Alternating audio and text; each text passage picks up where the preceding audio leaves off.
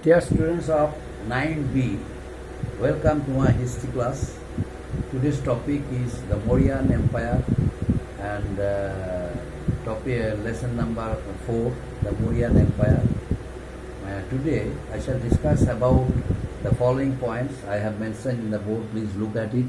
First point, Chandragupta Maurya. Second one, Bindusara. Third, Ashoka. Fourth, his contributions, and fifth, War of Kalinga. First one, Chandragupta Maurya. Who was Chandragupta Maurya? Chandragupta Maurya was the founder ruler of the Mauryan dynasty. Chandragupta Maurya dedicated his whole life for the cause of country's welfare. He was inspired by Kautilla or Chanakya. Chanakya or Kautilla gave him a training how to tackle different problems, different situations, and also learned him how to take a very hard decision. And the presence of mind, whatever he gained it from Chanakya Kautilla. Chandragupta Maurya, around 14th century BCE, he defeated the last ruler of the Nanda dynasty, Dhanananda, and established the Mauryan dynasty in India. Dhanananda insulted a learned person, a learned diplomat. Who was he? He was Kautilla, or he was Chanakya. On being insulted at the court of Dhanananda, Chanakya Kautilla determined that he would overthrow the rule of the Nandas or Dhanananda, and ultimately he somehow managed to find out one young person as the leader, and that very younger one was none but Chandragupta Maurya. He agreed to shoulder responsibility of defeating the last ruler of the Nanda dynasty, Dhanananda.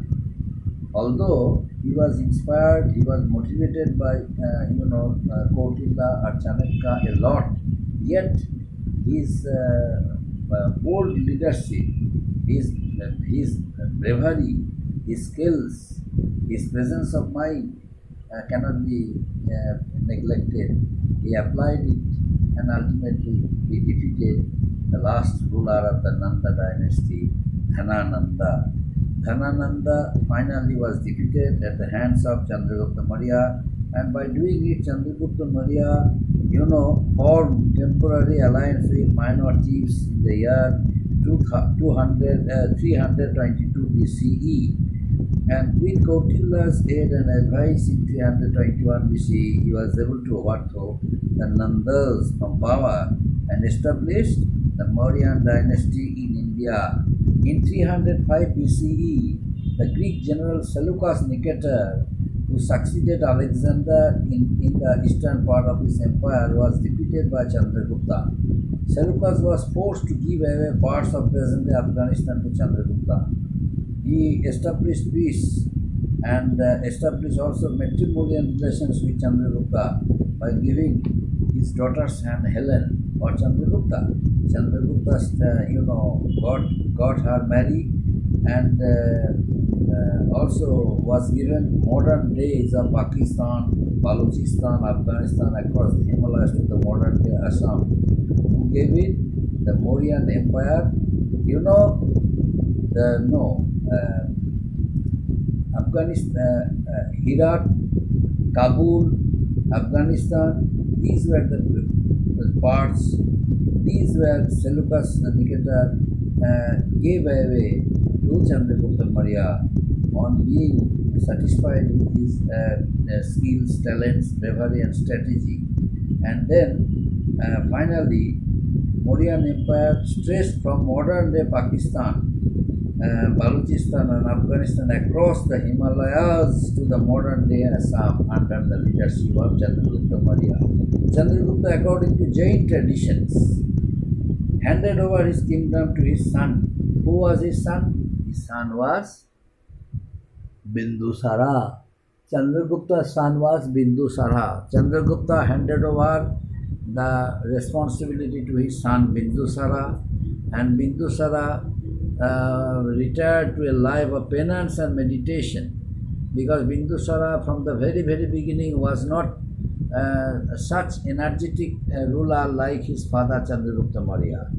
Bindusara from the very beginning was determined to dedicate his life for the cause of religious development and religious development and religious improvement. That's why he retired to a life of penance and meditation. He breathed his last in the year 298 AD, 98 BCE at Savanbelagola, the present day of Karnataka, and ending his days in self-starvation in order to attain nirvana. In the beginning I told you that that very person, Bindusara, the son of Chandragupta Maurya, he chose a religious life. He was not interested to rule the country as a ruler, but as a religious leader, religious saint, he decided to spend his life. That's why he chose the technique and method of self-starvation to attain nirvana. And finally, a small areas here in a small temple marks the cave where he died. He died, and then after his death, his son, Bindusara's son, who was Bindusara's son? Ashoka, came to power. Chandragupta's son Bindusara proved himself to be an able successor. Although he was interested to practice religious development and religious improvement, yet he proved to be an able successor. During his 32 years reign, he not only held the empire together, but he also stabilized and consolidated his empire by extending its boundaries towards southern part of India, and he maintained good relations with the Greeks, Syrians and Egyptians. Who was he? He was Bindusara.